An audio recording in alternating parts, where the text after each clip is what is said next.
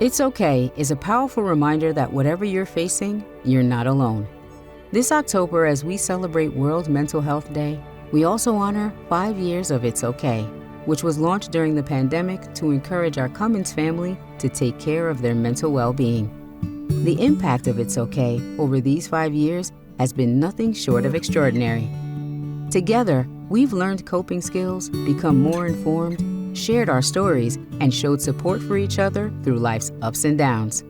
Because of each of you, we've created a culture where truly it's okay. I used to think, I can't bring this hot mess mom self to work. I gotta keep it together.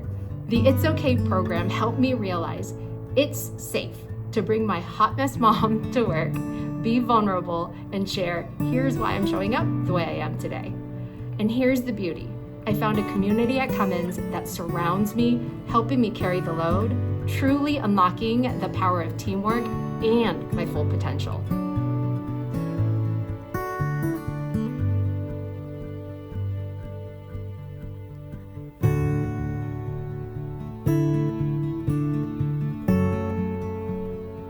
En los últimos años y meses he sido testigo de primera mano cómo It's Okay y el programa Cummins Cuenta Conmigo han transformado vidas aquí en México.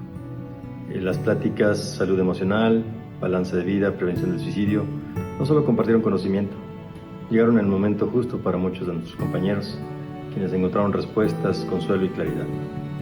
Este programa ha sido clave para nuestros colaboradores y ha superado las barreras de nuestro trabajo, llegando a nuestras familias. Muchas gracias por el apoyo con este programa.